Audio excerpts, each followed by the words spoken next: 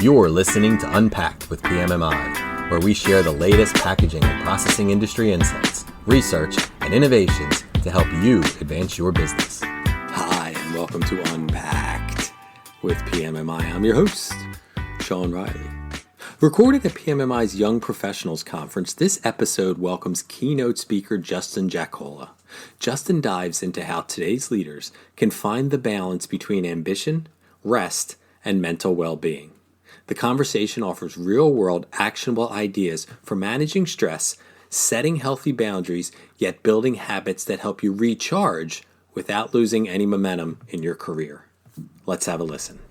So with all the fancy introductions out of the way, welcome to the podcast, Justin. Thank you very much for having me, Sean. I appreciate it. Oh, the pleasure is all ours. So you just came off stage from a wonderful discussion at PMMI's Young Professionals Conference. It really resonated with me. But for our audience at home, let's just jump right in. What initially led you to sell your home and pack up your family and take a one-year RV trip to find the meaning of life? For me, I had been on the journey for some time. When I was around 21 years old, there was 3 things that happened in my life that made me go, what is this thing called life and what am I supposed to do with it? That began a very personal journey to study, a personal journey to look at the ancient philosophies and to read the science books and to really ask some of the deepest questions about this life.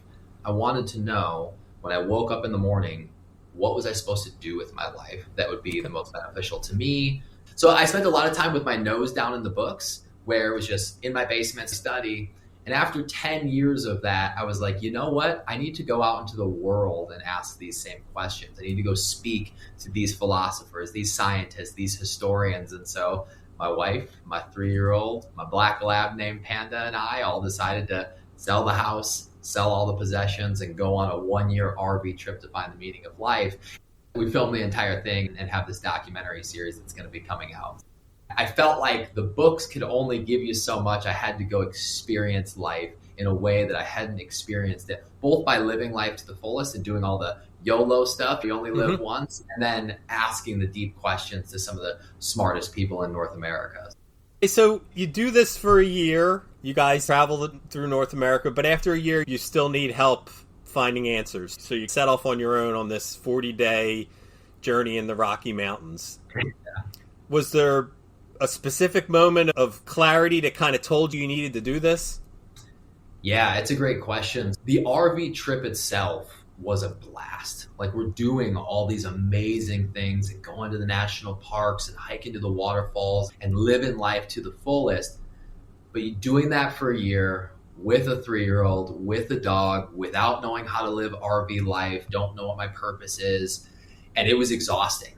It was very exhausting. And so I told my wife, I need to digest what in the world just happened. And this talk that I did with the Young Professionals Conference was about being able to work hard, but also play hard and rest hard.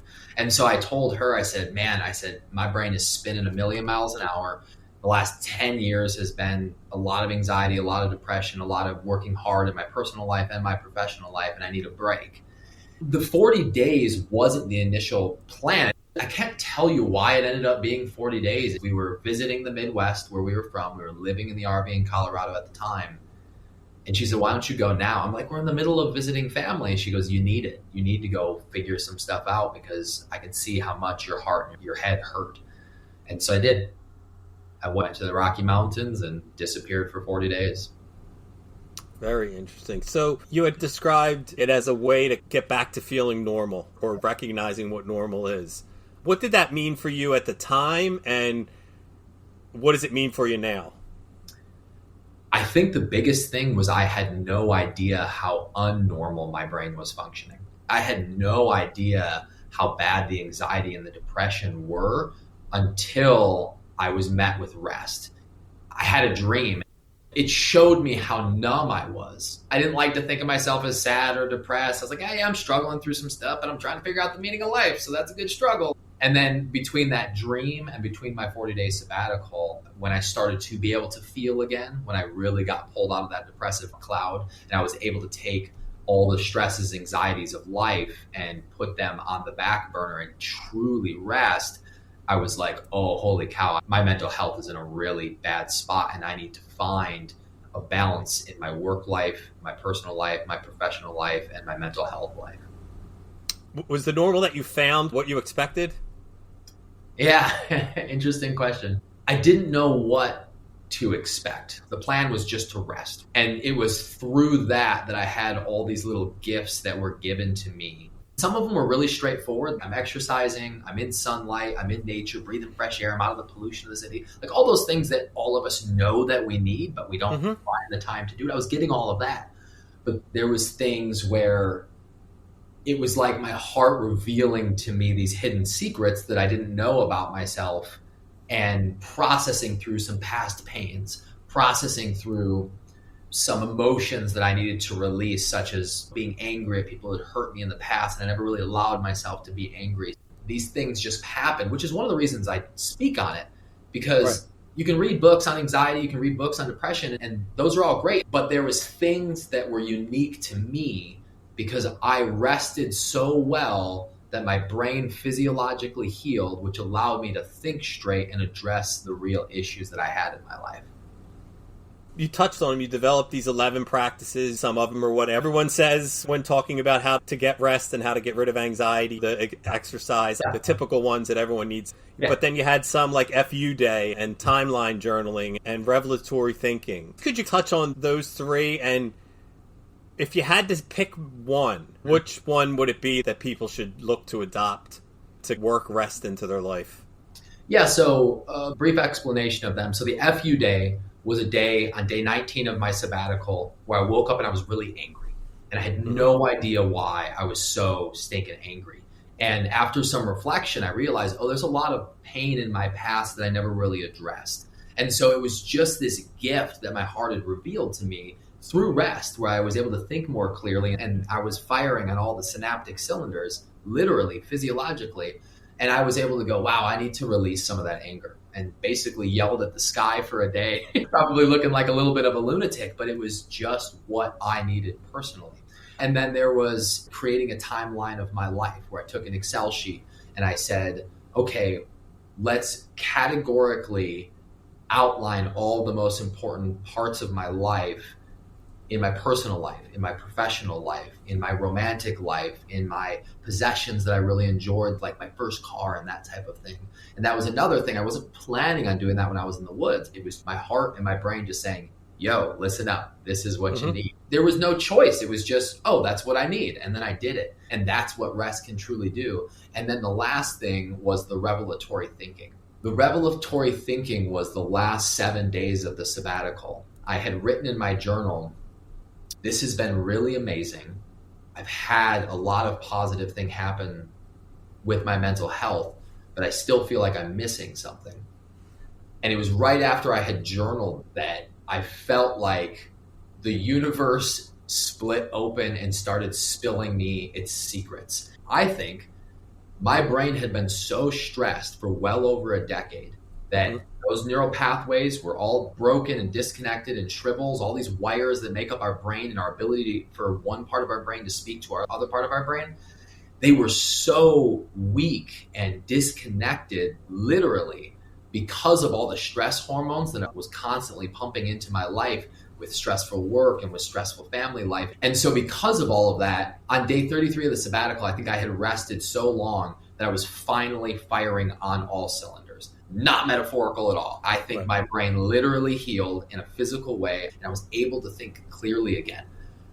But I describe it as a superpower because it was so crazy how clear I could think. Like business decisions were boom, no problem. I've been debating for 2 years. I know the answer. Here's the answer. Personal issues, everything was just answered. And then there was this level, I call it revelatory thinking. It felt like the universe was just revealing its secrets to me about how I can live better, about how I can relate to humanity, about how I can love better and rest better and all of these things. And it was just this really beautiful time of writing in my journal, and then to be able to go back and reflect on that and go, oh my gosh, yes, these are things that I can implement into my life that are going to make my work life better and my personal life better. Awesome. So You said a couple times during the talk that the goal is not to stop being a good leader, but to find the ability to reduce stress and rest while continuing to be a good leader. What are some things they can do while continuing to work, but improve their lives by cultivating rest and clarity? Yeah, and I want to double down on what you said. It's not about working less hard. I was receiving some therapy from a wonderful therapist, and she was having me work on slowing down, right? Okay. Let's slow down in your personal life. Let's slow down in your professional life. I did that for like 6 months and about lost my mind because it's not the way that I'm wired. I went to her and I said, I've been trying for 6 months to live a more moderate life professionally and personally, but I don't feel like it's working. And she laughs and she says to me, I agree. I think that you're wired as a leader. I think you're wired in a way that you're going to go, go, go. But we have to be able to work hard. We have to be able to play hard, but we have to be able to rest hard. And for me, I had a really lovely career the first 10 to 17 years of my career and continued to as a film producer and as an inspirational speaker. So 40 days is what I literally needed.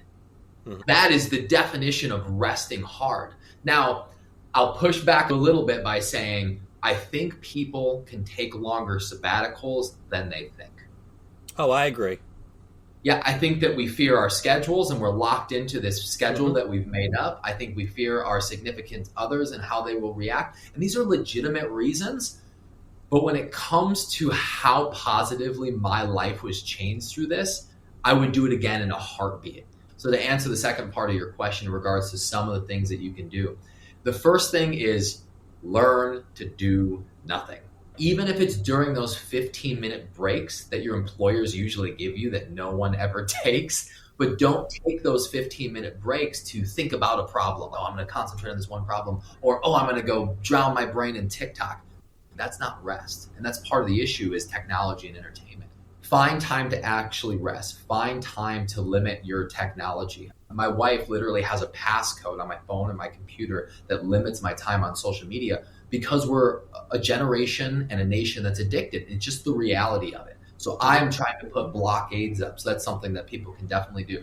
For the straightforward things, I talked about my journal several times. Journal. It's really reflective. It'll show you how productive you're being in a day. You mentioned it before, the obvious, sleep 8 hours a night.